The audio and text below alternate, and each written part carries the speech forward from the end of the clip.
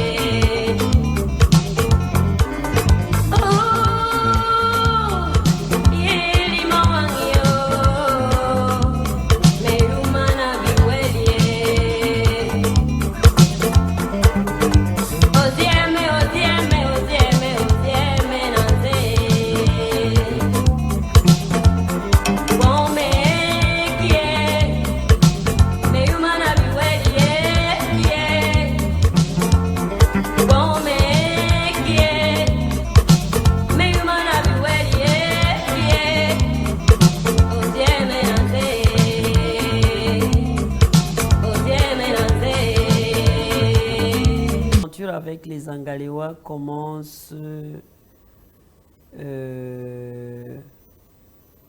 c'était un hasard.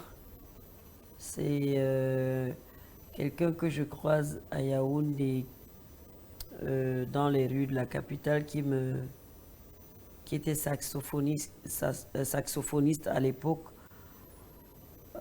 qui me conseille d'aller postuler pour chanter, faire les chœurs à Georges Seba pendant sa tournée nationale.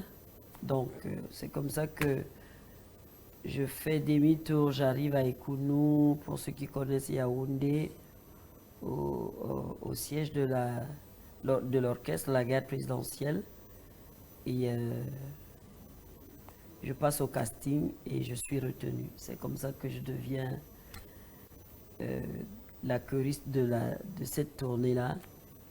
Et il se trouve que les musiciens qui accompagnaient Georges étaient des musiciens de la garde présidentielle, dont les Golden Sons à l'époque.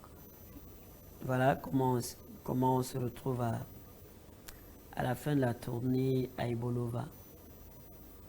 Alors, pendant que Georges il a chanté pendant plus d'1 heure de temps et il était trempé de sueur. Il a fallu qu'il aille se changer. C'est comme ça qu'on me demande de chanter. Même comme je n'avais pas de répertoire avec les musiciens, j'avais improvisé une chanson de Anne Marinzier et c'est ça qui a donc fait en sorte que quelques mois plus tard, les membres de la garde présidentielle, donc Zebela, est venu à la maison où je vivais chez mon tonton, Anguissa, à Yaoundé. Il est venu me voir pour que j'aille apposer ma voix dans leur tout premier album, en me disant qu'ils ont un producteur et que ce serait bien que je chante avec eux. Et c'est donc comme ça que c'était parti. Il y a déjà le fait que je pense que quand on est un être normalement constitué, on doit être ambitieux. On ne doit pas se dire ouais, je suis arrivé, ça va, tout va bien. Surtout que financièrement, c'était pas rentable pour moi. J'avais peut-être la gloire, mais j'arrivais pas à subvenir à mes besoins et j'avais déjà un petit garçon qui devait aller à la maternelle. Il fallait que j'assume. Donc, c'est comme ça que je décide, après notre tournée en Afrique du Sud, en Afrique orientale, je décide donc de m'installer à Douala. Et pendant que je me balade dans les rues, toujours de Douala, je croise une dame au niveau de la poste à Bonanjo. C'est elle qui me propose de préparer une maquette pour leur maison de prod. qui à l'époque, je ne me rappelle plus, mais je sais que la dame qui voulait me produire s'appelait Madame Grenet.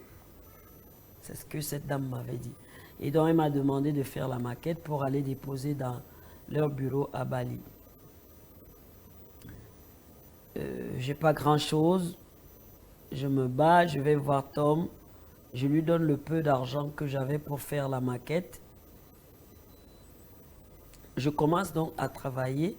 On commence à programmer les chansons pour cette maquette-là.